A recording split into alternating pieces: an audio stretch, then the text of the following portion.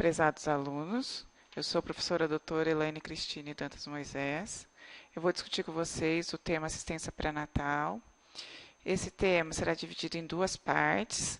Na parte 1, discutiremos mais a respeito da clínica e na parte 2, mais a respeito dos exames complementares que, em conjunto, formam a assistência pré-natal. Esse tema é parte do conteúdo programático da disciplina Saúde da Mulher, da Faculdade de Medicina de Ribeirão Preto, da Universidade de São Paulo. O que é assistência pré-natal? Assistência pré-natal engloba todas as medidas diagnósticas, preventivas e curativas, introduzidas ou recomendadas pela equipe de saúde, podendo ser essa o obstetra e os outros profissionais, como enfermagem, assistente social, psicólogo, durante o processo de gestação. O principal objetivo da assistência pré-natal é proporcionar estruturação rígida do produto conceptual e a manutenção ou melhora das condições de saúde física e mental da gestante. Então, o que objetivamos é que tanto o produto conceptual, a criança que vai nascer, quanto a mãe, passem por esse processo de gestação de uma maneira saudável. Que fatores que são determinantes na assistência pré-natal de qualidade e humanizada? A assistência pré-natal vai englobar a participação tanto do profissional de saúde, quanto do paciente, quanto dos gestores. Cada um desses componentes tem papel fundamental para que se alcance uma atenção pré-natal de qualidade. A gestante e os seus familiares, ela precisa ter interesse em fazer o seu pré-natal, em participar das consultas, em aderir às orientações fornecidas. O gestor da assistência, ele tem um papel fundamental na fiscalização de como os recursos que ele está disponibilizando estão sendo aplicados. Ele precisa agilizar a marcação de consultas, os exames complementares, ele precisa garantir o acesso dessa gestante à saúde, ao pré-natal propriamente dito. E ele precisa criar um sistema de retaguarda de regulação dos casos de maior complexidade. Ele tem que dar condições para que o médico, a equipe de saúde que está atendendo na atenção básica e que, quando atende um caso de maior complexidade, consiga facilmente passar para o atendimento secundário ou até o terciário. E a equipe de saúde? A equipe de saúde, ela é quem está diretamente atendendo a paciente. Precisa ter algumas qualidades, como competência, como conhecimento técnico de todas as modificações gravídicas, das intercorrências que podem ocorrer durante a gestação, identificando alterações nessa evolução, ou seja, situações de risco. Precisa oferecer orientação e atendimento correto e humanizado, estabelecendo uma adequada relação médico-paciente, criando um vínculo com essa paciente, confiança dessa paciente e dos seus familiares, o que vai garantir também a adesão dos meios às suas orientações. O Ministério da Saúde propõe uma atenção humanizada, tanto do pré-natal, quanto do parto, quanto do puerpério. Mas o que é humanização? Como atuar de uma forma humanizada e efetiva durante a assistência obstétrica? É importante não confundir. Humanização não é só tratar bem.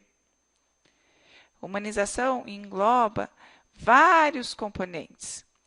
A disponibilidade dos recursos necessários, a organização de todo o sistema, englobando tanto a atenção primária, secundária quanto terciária, a ética, privacidade e autonomia dessa paciente, evitar intervenções desnecessárias, orientar as pacientes acompanhantes com condutas adequadas, baseadas em protocolos que contenham rotinas claramente benéficas. Todos esses fatores, todos esses componentes em conjunto garantem uma assistência humanizada e de qualidade.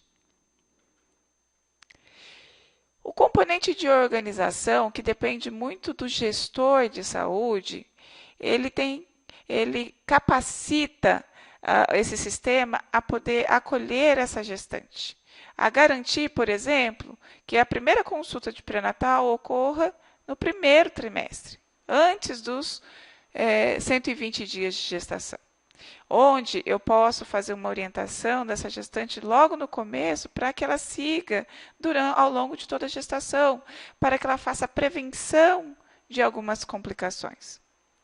Ele deve garantir o acesso à capacidade desse sistema acolher a quantidade de gestantes sob sua cobertura e que garanta o espaço dessa gestante para que ela tenha, no mínimo, uma consulta no primeiro trimestre, 2 no segundo e 3 no terceiro trimestre. Ele deve garantir que a equipe seja completa, que seja, por exemplo, uma equipe multiprofissional, onde todas as necessidades dessa gestante poderão ser atendidas. Essa equipe deve ser composta não só pelo médico, mas sim pelo enfermeiro, pelo psicólogo, pelo assistente social, além do médico. Ele deve garantir um sistema de armazenamento de dados, de coleta e de armazenamento de dados. E essa coleta deve ser contínua, deve garantir registros atualizados, acessíveis a essa equipe quando necessários. No componente de recursos, existem recursos mínimos que são necessários para um atendimento pré-natal. Por exemplo, numa atenção primária, eu tenho que ter pelo menos uma fita métrica disponível, um estetoscópio de pinar e preferencialmente um sonar-doppler, uma balança com dispositivo para aferir a altura e estatura da paciente, um esfigomanômetro e um estetoscópio. Na atenção secundária ou terciária, terei outros exames que deverão estar disponíveis, como cardiotocografia, como ultrassonografia, e isso vai depender da complexidade de cada caso e qual o nível de complexidade desse atendimento. Alguns exames têm que estar disponíveis na rede básica, como, por exemplo, vitaminas, sais de ferro, analgésico, antibiótico, creme vaginais. Essa paciente ela deve ter garantido o acesso a essas medicações quando prescritas. E a consulta pré-natal, propriamente dita? A consulta pré-natal realizada ou pela equipe de saúde, ou pelo médico, ou pela enfermeira obstetrícia, ela tem a finalidade primordial de acompanhar e avaliar essa gestante ao longo do processo gestatório e, em todas as etapas desse processo, realizar a determinação do risco gestacional. Avaliando se trata de um caso de complexidade primária, secundária ou terciária. Ou seja, se essa gestante, se esse feto, se esse binômio materno-fetal está bem, ou se está ocorrendo alguma intercorrência que elevou o seu risco gestacional e que deverá, nesse momento, passar por um atendimento de maior complexidade, ou seja, ser encaminhada para uma instituição de saúde de complexidade secundária ou de terciária. Vamos ver as várias avaliações que a gente realiza durante a consulta pré-natal. Na consulta pré-natal, o que a gente vai fazer? A gente vai avaliar se se trata de uma situação de risco ou se trata de um pré-natal de risco. É importante fazermos um parêntese e fazermos a diferenciação dessas duas terminologias. A atenção básica deve ser entendida como uma porta de entrada da rede de saúde, como ordenadora do sistema de saúde brasileiro, na qual deve-se realizar a classificação de risco da paciente. A caracterização de uma situação de risco, por exemplo, uma adolescente, por exemplo, uma gestante que trabalha num local inadequado, é uma situação de risco. Existe um potencial risco de complicação, mas não implica necessariamente referência para um acompanhamento em pré-natal de alto risco. As situações que envolvem fatores clínicos mais relevantes, por exemplo, risco real ou fatores evitáveis que demandam intervenções com maior tecnologia, por exemplo, devem sim necessariamente serem referenciadas. Ou seja, quando realmente uma intercorrência aconteceu, por exemplo, essa paciente passa a ser hipertensa ou essa paciente passa a ser diabética, eu tenho um risco real agora. Essa paciente, sim, necessitará passar por um atendimento de maior complexidade, porque ela vai caracterizar uma gestação de risco. Qual que é o conceito de gestação de risco? É aquela na qual a vida ou saúde da mãe, ou do feto, ou do recém-nascido, tem maiores riscos de serem atingidas que a média da população geral. Portanto, no caso de uma gestação de risco, aí sim, eu vou passar essa paciente, essa gestante, do pré-natal de baixo risco para o pré-natal de alto risco. Essa identificação vai ser realizada durante a consulta de pré-natal. Como fazer isso? Na primeira consulta, o que a gente vai fazer? O que é o foco da primeira consulta? Uma anamnese, um exame físico completo.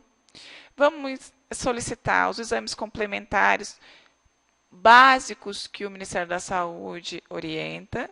A gente não deve fazer menos que o mínimo, mais que o mínimo é possível, mas menos que o mínimo não. Nós devemos solicitar cartão de vacinas, fazer as orientações cabíveis, tomar condutas necessárias. E os retornos, como que eles ocorrerão? Nos retornos, como eu já tenho os dados completos dessa paciente, eu vou fazer uma anamnese, um exame físico mais direcionado para as queixas obstétricas, para a avaliação obstétrica e o acompanhamento dessa gestação. Eu vou checar exames complementares que eu solicitei anteriormente, eu vou checar o cartão de vacinas que eu solicitei anteriormente e vou fazer as orientações, tomar as condutas necessárias para cada momento da gestação.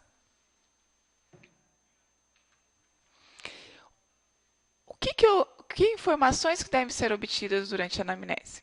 Informações pessoais demográficas, antecedentes médicos, pessoais e familiares, a história ginecológica e menstrual dessa paciente, antecedentes obstétricos, a história desta gestação e informações psicossociais sobre violência doméstica. Esses componentes devem ser investigados durante a anamnese, principalmente na primeira consulta. Em termos de identificação, quais são os dados principais?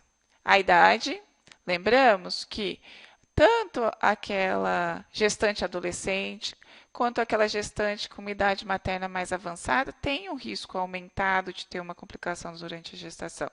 Por exemplo, uma gestante de 40 anos ou mais tem mais risco de desenvolver ou de já ser uma paciente hipertensa, diabética, obesa.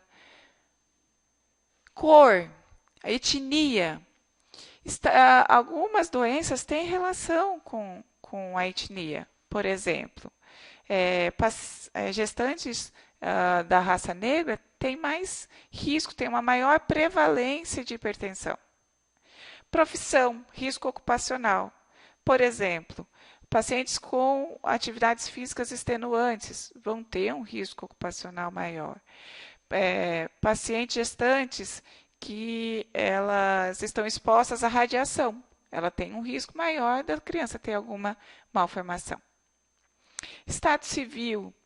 Aí está mais relacionado à questão de suporte familiar. Como que é a estrutura familiar dessa paciente? Ela tem apoio, ela tem suporte social e financeiro para as necessidades que advirão da gestação? Naturalidade e nacionalidade. Por exemplo, gestantes que são provenientes de área endêmica de alguma doença. A gente deve estar atento para esses dados. Em termos de antecedentes pessoais, vamos focar nesse quadro primeiro. Condições de nascimento e da infância. Ela teve alguma complicação na infância? Alguma doença? Por exemplo, teve leucemia durante a infância? Teve poliomielite? Tem alguma doença que trará alguma complicação para o período gestatório atual? Desenvolvimento puberal. Teve atraso ou adiantou o desenvolvimento puberal? Os ciclos menstruais eram regulares ou irregulares? Por exemplo, o paciente com síndrome do ovário policístico tem irregularidade menstrual. Cirurgias anteriores, principalmente as cirurgias pélvicas. Será que a paciente que já passou por várias cirurgias tem um risco maior? Sim. Por exemplo, a paciente que já teve 3, 4 cesáreas anteriores, ela tem um risco maior de ter algumas complicações, como placenta prévia, como acretismo placentário, que podem causar hemorragias durante essa gestação.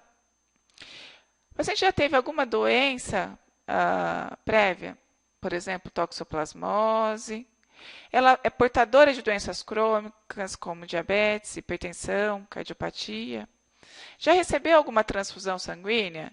Essa transfusão sanguínea causou alguma aquisição de alguma doença? Ou a aquisição, por exemplo, de uma imunização? Cirurgias prévias em gerais. Atividade sexual. Como que é a vida sexual da paciente? Ela tem risco para ter alguma DST, uma doença sexualmente transmissível? Essa gestação foi planejada ou não? Que tipo de anticoncepção que ela utilizava? E quais os hábitos de vida? É uma paciente sedentária? É uma paciente que pratica atividade física? É uma paciente tabagista? É uma paciente etilista? É drogadita? Todos esses dados têm relevância. E em termos de antecedentes familiares? Na família tem história de intercorrências gravídicas, por exemplo, uma irmã, uma prima que tenha abortamentos sequenciais repetidos, o que chamamos de abortamento habitual. Existe alguma doença crônica na família? Pai, mãe, diabético, hipertenso, cardiopata. Doença de transmissão familiar. Existe alguma doença genética presente nessa família? Doenças fetais ou neonatais frequentes durante essa família? O casal tem relação consanguínea ou não?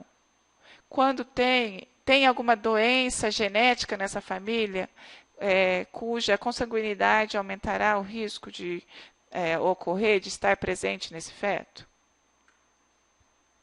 E os dados obstétricos? Qual a paridade dessa paciente? Ela é a primeira gravidez, ou seja, ela é primigesta? Já teve outras gestações prévias? Ela é multigesta? Qual o intervalo entre um parto e outro? Sabemos que intervalos interpartais curtos aumentam o risco de complicação, inclusive de morte materna. Teve algum problema na gestação anterior? Qual foi a idade da primeira gestação? Foi uma gestante adolescente ou não? Qual a idade gestacional de nascimento nas gestações anteriores? Eu tenho uma história, por exemplo, de os 2 partos anteriores ocorreram na idade gestacional pré-termo, o que aumenta o risco de eu repetir o caso de prematuridade nessa gestação. Eu tive perdas fetais anteriores, essa paciente tem uma história de óbitos fetais ou neonatais. Como que ocorreram os puerpérios anteriores? Tiveram intercorrência? Teve infecção? Conseguiu amamentar? E a gente vai registrar esses dados no prontuário. A paridade, quais os tipos de partos, se foi cesárea, se foi normal, se foi fórceps, quantos abortos, esses abortos precisaram ou não de intervenção através de curetagem. Os dados do parto em si, os dados do nascimento do recém-nascido, qual foi o peso, qual foi o ápera, tinha malformação, teve alguma complicação nesse recém-nascido? Todos esses dados devem constar da sua anamnese. E nessa gestação, que dados que eu devo avaliar? A data da última menstruação, para eu conseguir determinar qual a idade gestacional atual, a data provável do parto, os sinais e sintomas apresentados por essa gestante e quais as épocas de apresentação desses sinais e sintomas, quando que ela começou a perceber os movimentos fetais. Numa gestante que já é uma multigé, já teve gestações anteriores, normalmente essa percepção ocorre um pouquinho mais precoce, em torno da 16ª semana, na primigesta, em torno da 18ª. Mas isso também é dependente do índice de massa corporal dessa paciente. Gestantes que são mais magras, elas percebem mais cedo, gestantes mais obesas têm a tendência de perceber mais tardiamente. Teve alguma intercorrência, por exemplo, uma infecção urinária que precisou tratar durante essa gestação atual ou não? Está tudo bem. Como realizar o cálculo da idade gestacional? Se você tem o dado da data da última menstruação, e esse dado é importante que a gente ressalte que o dia que eu vou utilizar é o primeiro dia da menstruação. Anotando-se esse primeiro dia da menstruação, o que a gente vai fazer? Somar os dias até o dia presente, até o dia atual, e vou dividir por 7. Eu proponho que vocês treinem através de um exercício, por exemplo, utilizando essa data da última menstruação, do dia 2 de novembro de 2013, qual a idade gestacional de hoje de uma paciente? Agora, eu posso fazer esse cálculo também pelo ultrassom. Às vezes, a data da última menstruação é desconhecida, ou também, o que normalmente fazemos é comparar a idade pelo ultrassom com a idade calculada pela data da última menstruação para ver se aquela data da última menstruação é uma data real ou se teve algum erro na datação. Se ela tinha uma irregularidade menstrual, por exemplo, e tem uma data da última menstruação que não condiz com o ciclo ou com o período onde ocorreu a fecundação. O que eu faço? Eu pego o primeiro ultrassom que ela realizou, pego a data desse ultrassom, vou somar os dias da data que ele foi realizado até a data de hoje e também vou dividir por 7. Tá? Também proponho um exercício. Vamos considerar um ultrassom que foi realizado no dia 22 de 12 de 2013 e que naquele momento a gestação foi datada como 8 semanas. O que nós vamos fazer? Calculamos quantos dias tem do dia 22 de 12 de 2013 até hoje. Pego esse resultado, divido por 7. O resultado dessa divisão, o resultado inteiro vai ser o número de semanas e o resto dessa divisão vai ser os dias que ainda sobram na semana atual. Esse resultado, tantas semanas e tantos dias, eu vou somar com aquele resultado do ultrassom inicial. E aí eu terei a idade gestacional de hoje. Lembrando que a Organização Mundial de Saúde e também a Federação Internacional de Ginecologia e Obstetrícia consideram como uma gestação a termo de 37 semanas completas até 42 semanas. Esse período é o período de gestação a termo. Antes disso, uma gestação pré-termo. Como fazer o cálculo da data provável do parto? Nós vamos considerar também a data da última menstruação, aquele dado. E a partir desta data, nós vamos adicionar 7 dias e vamos adicionar 9 meses, ou diminuir 3 meses, dependendo da época do ano.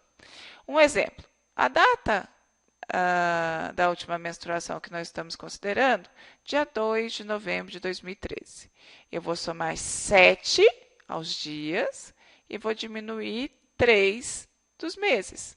Portanto, a data provável do parto vai ser 9 de julho de 2014. Mudei o ano. Importante é ficar atento quando eu tenho um dia próximo ao final do mês em que a somatória do 7 muda o mês, eu também tenho que considerar a mudança aqui no mês, tá?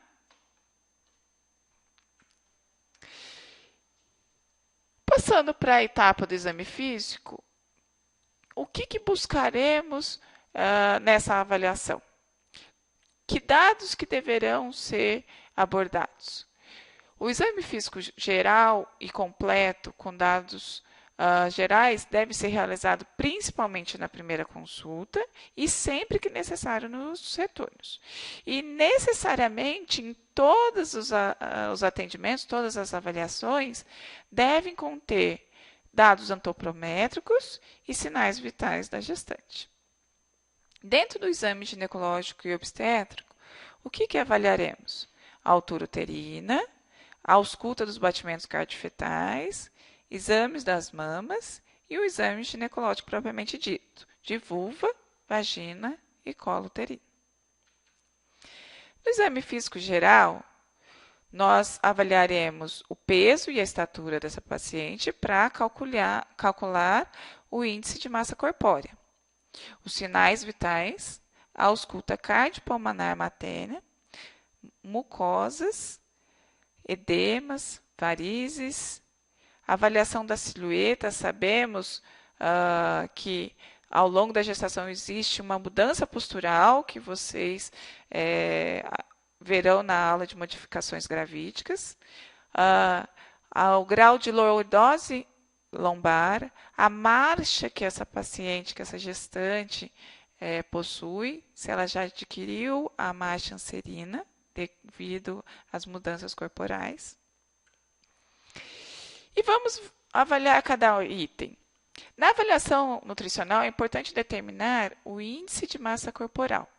Ele é calculado como? Através da relação entre a divisão do peso em quilogramas por altura ao quadrado em metros. E esse índice ele deve ser avaliado ao longo da gestação toda, sendo o inicial calculado a partir do peso pré-gestacional. Quando esse dado é indisponível, o peso até a 13ª semana no máximo. Após a 13ª semana, a primeira consulta que você teve contato com a paciente. Mas quanto mais precoce essa análise for feita, melhor é, porque vai te permitir a orientação sobre a dieta, o ganho de peso ideal previsto para essa gestante, que vai variar de acordo com o índice de massa corporal. A classificação que utilizamos normalmente é a divisão entre baixo peso, peso adequado, sobrepeso e obesidade, grau 1, 2 e 3. E de acordo com essa classificação é que a gente irá programar qual que seria o ganho de peso total da gestação e poderemos avaliar semanalmente também se esse peso está numa curva adequada de ganho ou não. Por exemplo, no estado nutricional classificado como baixo peso, eu vou orientar um ganho de peso maior durante a gestação, em que essa paciente é normal que ela atinja até 18 quilos. No ganho de peso, o estado nutricional caracterizado como um peso normal, IMC normal, eu vou programar que para um ganho de peso total durante a gestação, desde 11,5 quilos até 16 quilos. Se essa gestante ganhar peso dentro dessa faixa, está adequado. Já uma paciente com sobrepeso ou com obesidade já instalada, deverá ser orientada a ganhar menos peso.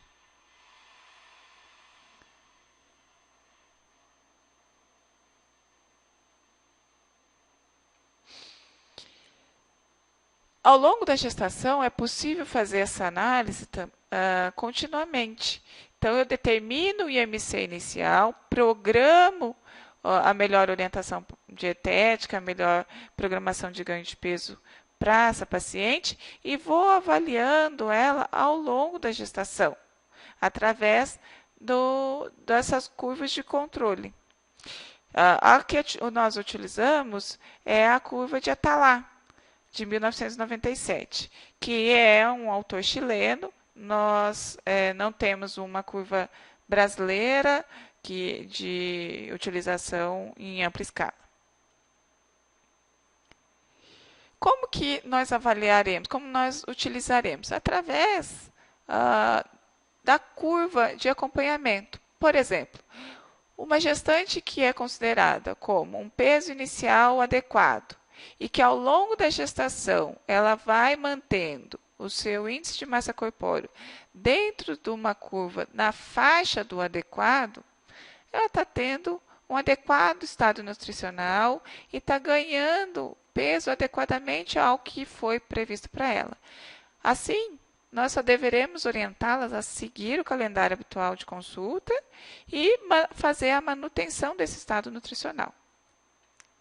Já uma paciente com um ganho inadequado, insuficiente, ou que ela previamente é avaliada como um baixo peso e não ganha adequadamente durante a gestação, é importante levantar a avaliação se não há um déficit alimentar, se ela tem alguma doença intercorrente, se está ocorrendo uma restrição de crescimento intraútero, o que está acontecendo com essa paciente que está fazendo com que ela não ganhe peso adequadamente.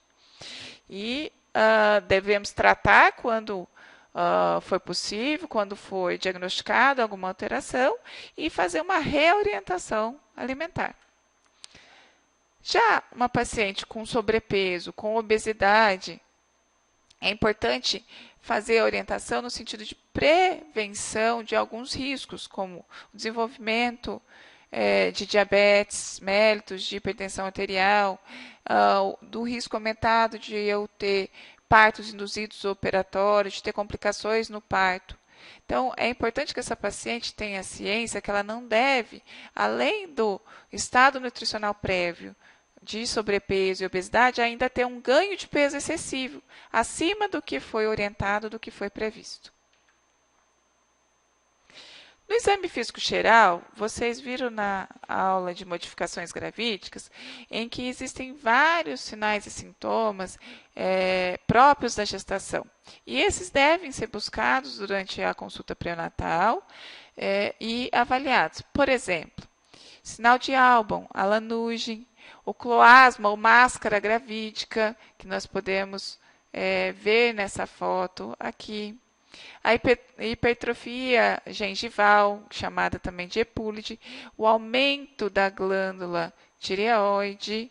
Esses dados devem ser avaliados durante o exame físico. O exame de mama vai seguir os mesmos passos que no exame de mama de uma paciente não gestante. E a busca de alterações deve ser realizada nesse momento também.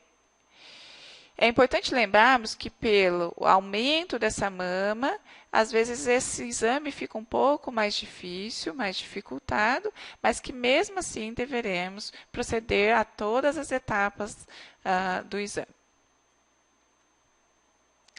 Notaremos que algumas modificações gravídicas vão ficar bastante evidentes, como o aumento de volume, peso, turgor, a pigmentação aumentada de auréola e mamilo, sinal de Hunter, que é a areola secundária, os tubérculos de Montgomery, a rede venosa de Halley, que são esses vasos mais evidentes, o aparecimento de colostro durante a expressão dessa. No exame abdominal, iremos buscar o aumento de volume, a presença de estrias, a presença da linha nigrans. Iremos realizar a palpação desse abdômen, principalmente quando essa gestante já está no terceiro trimestre, visando fazer a avaliação obstétrica. A palpação ela vai ser realizada através das manobras de Leopold-Zeffel, que são divididas em 4 tempos, sendo o primeiro tempo realizado com as mãos no fundo uterino, buscando determinar esse fundo uterino.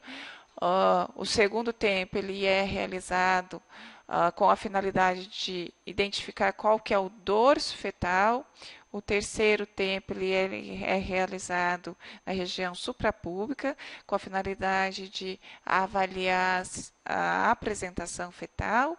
E o quarto tempo ele vai ser realizado com o avaliador posicionando de maneira paralela à paciente, invertendo para o seu posicionamento de mãos, onde eu vou avaliar qual a apresentação também e se essa já está insinuada ou não. A ausculta de batimentos cardiofetais. Ela tem a finalidade de avaliar a normalidade desses batimentos, verificando frequência e ritmo.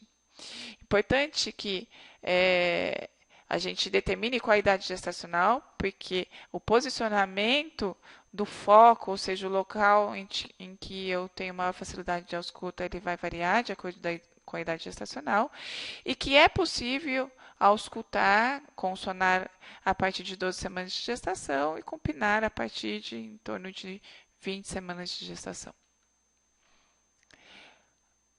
Lembramos que a frequência basal normal ela varia de 110 a 160 batimentos por minuto e que quando é detectada a presença de acelerações transitórias, que é o aumento da frequência basal em torno de 15 batimentos por 15 segundos até 2 minutos e o retorno à frequência basal, quando o feto é submetido a um estímulo, isso denota boa vitalidade fetal. Portanto, durante o meu exame clínico, eu devo buscar esses dados no sentido de que o meu exame clínico garanta que esse feto está bem. Existem algumas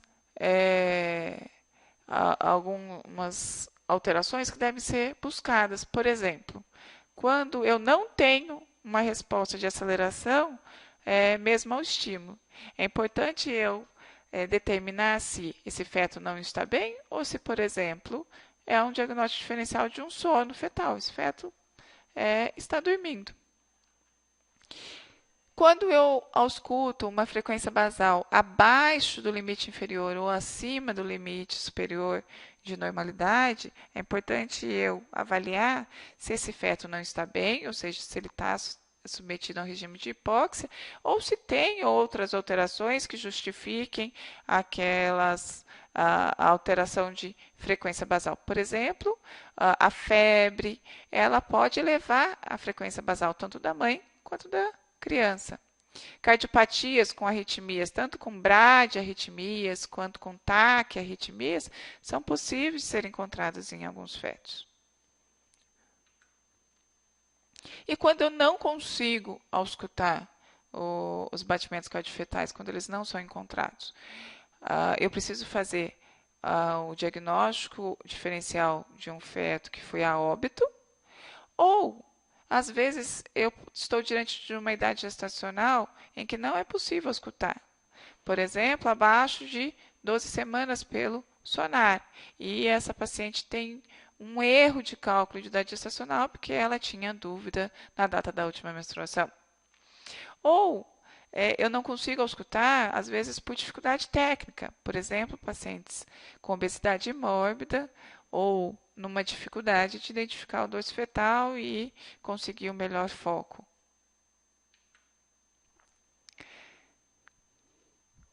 O meu exame físico irá prosseguir para a avaliação da altura uterina.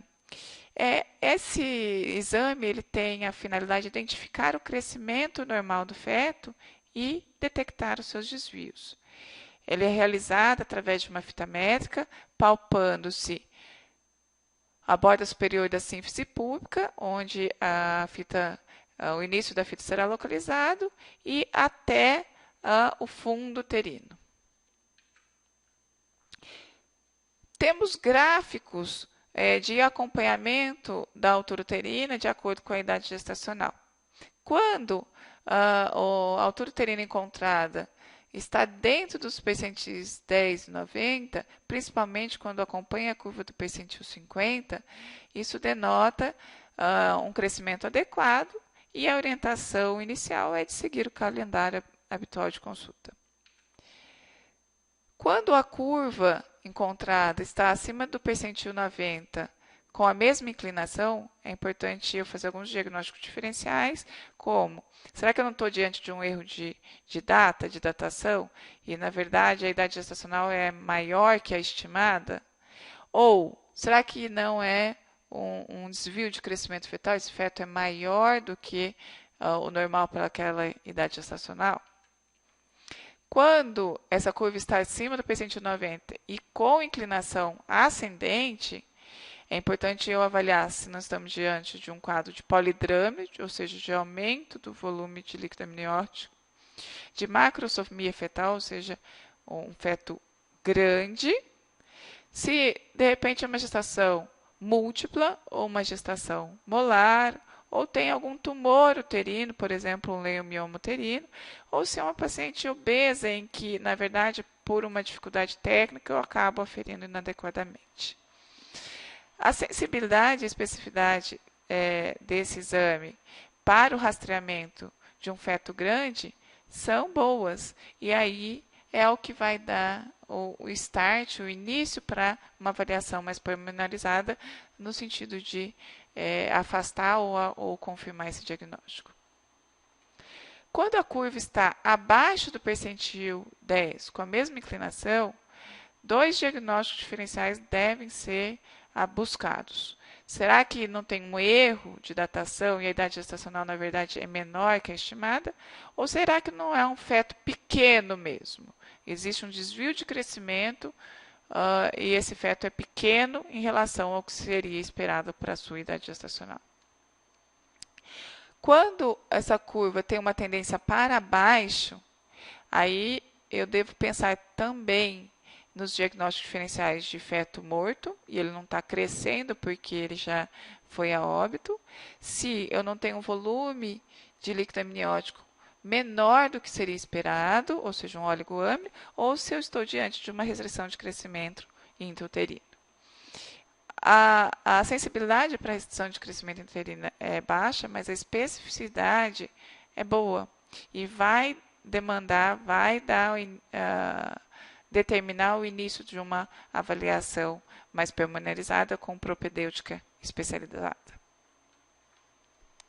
Por fim, será realizado o exame ginecológico, como vocês irão aprender na prática simulada. Todos os passos do exame ginecológico de uma paciente não gestante poderão ser realizados na paciente gestante.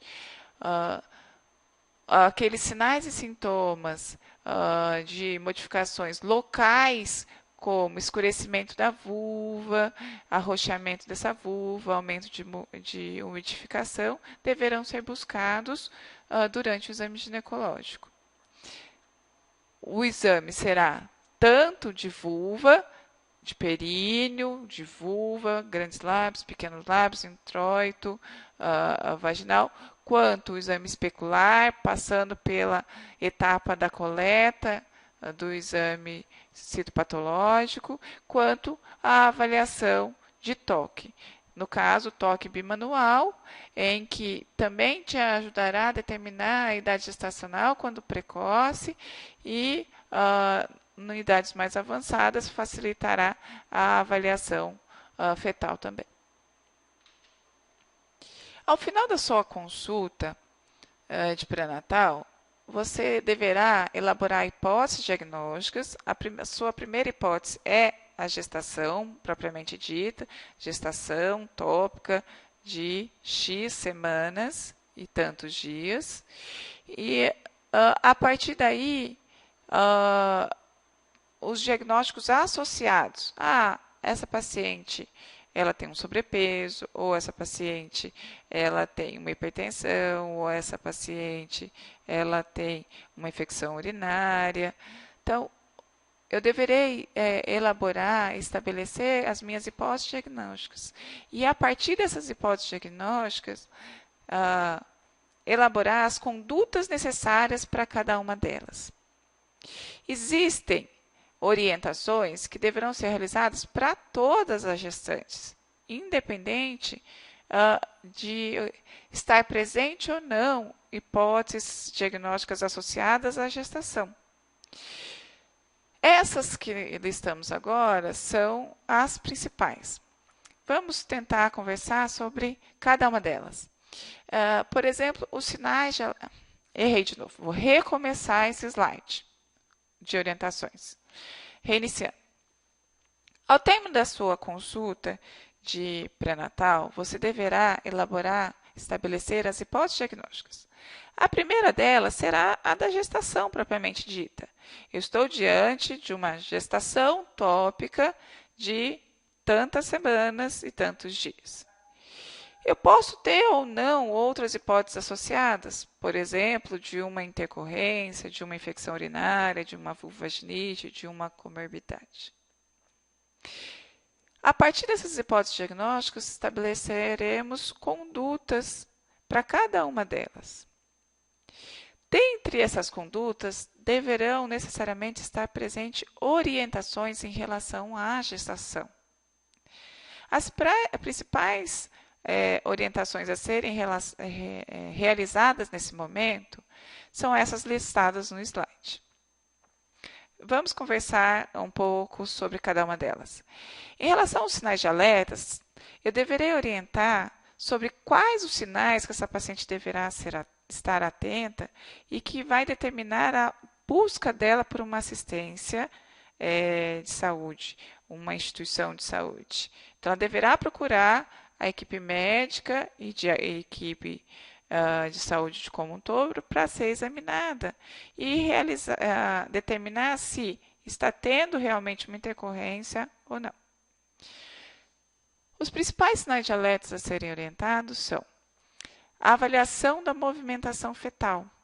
Se essa paciente notar que está ocorrendo uma diminuição da movimentação fetal, você deverá orientá-la que ela deverá observar atentamente por mais cerca de 1 hora, se alimentando, prestando atenção, preferencialmente deitando em decúbito lateral esquerdo, palpando a barriga, o abdômen e fazendo a contagem dos movimentos. Se a movimentação fetal voltar a ficar normal, pronto, provavelmente esse feto estava num período de sono, de repouso, ou ele estava mais quieto mesmo, porque fazia muito tempo que ela não se alimentava, e ele está bem. Agora, caso essa movimentação não volte a estar presente e normal, essa paciente deverá procurar o serviço de saúde. Outro sinal de alerta importante é em relação a sangramento.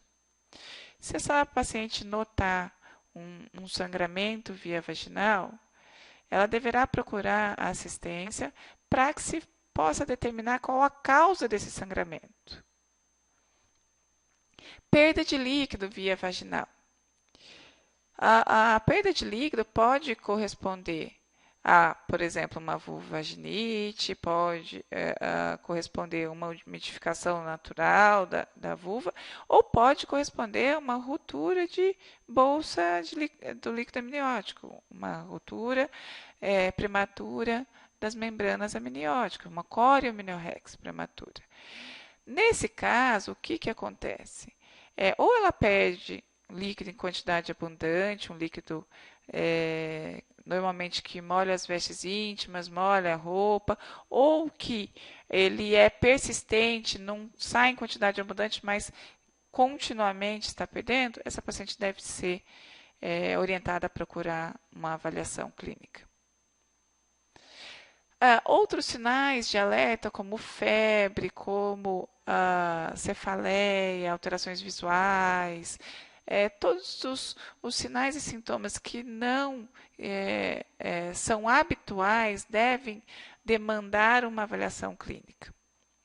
Sinais de trabalho de parto, principalmente a questão da contração deve ser orientado para a paciente. Ela deve saber que um trabalho de parto, normalmente, ele se inicia quando você tem presente 2 ou 3 contrações no período de 10 minutos e que essas contrações elas são persistentes e que elas se tornam cada vez mais regulares, cada vez mais fortes, mais intensas, mais dolorosas e mais perto uma da outra, ou seja, elas têm um ritmo cada vez mais regular e mais frequente. Além disso, deveremos orientar sobre as questões higiênico-dietéticas, ou seja, fazer a orientação alimentar, um plano dietético para que o ganho de peso seja adequado para o índice de massa corpórea dela, orientar sobre as questões de cuidados com a higiene pessoal, sobre a higiene dentária, sobre a necessidade de realizar a profilaxia de cloasmas utilizando-se protetor solar, a necessidade de hidratação contínua, de ganho de peso adequado, evitando-se ao aparecimento de estrias, e essa também deve ser realizada, essa profilaxia deve ser realizada através da utilização de hidratantes corporais no abdômen. Ela deve ser orientada ainda à utilização de meia elásticas de média compressão para que se evite o surgimento de varizes e também para que se diminua o cansaço nos membros inferiores e o edema, principalmente vespertino. Essa paciente deverá também ser orientada sobre os cuidados com a mama, a necessidade de realizar o banho de sol antes das 10 da manhã ou depois das 4 da tarde, em torno de 15, 20 minutos, para que ocorra o fortalecimento de areola e mamilo, propiciando uma amamentação mais adequada. Ela deve ser orientada sobre a importância da amamentação, sobre o como realizar a amamentação, quais são as técnicas da amamentação, para que dê segurança para ela realizar a amamentação após o parto de uma maneira mais tranquila e mais segura. Toda gestante deve fazer uma avaliação odontológica, portanto, ela deve ser orientada da importância de se fazer essa avaliação, evitando-se infecções odontológicas, tratando as já presentes, tratando as cáries, tratando possíveis problemas odontológicos. Ela deve ser orientada sobre a necessidade de trazer o cartão de vacinas e esse cartão de vacina deve ser checado e nas situações em que a vacinação esteja atrasada, ela deve ser atualizada. Ela deve ser orientada sobre os seus direitos, o direito sobre a licença maternidade, o direito da hora de amamentação após o retorno de trabalho, sobre o seu afastamento. ela deve ser orientada sobre a necessidade da presença do parceiro no acompanhamento de toda a sua gestação, sobre o direito do parceiro de fazer a sua avaliação clínica também, e ela deve ser orientada sobre os retornos que ela deverá seguir ao longo do pré-natal.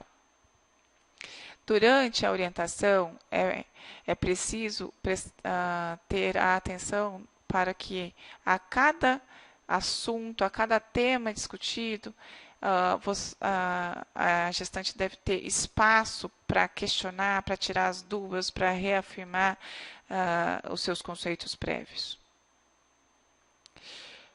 A assistência pré-natal humanizada, ela é possível, ela é benéfica e ela deve ser instituída por toda a equipe de assistência.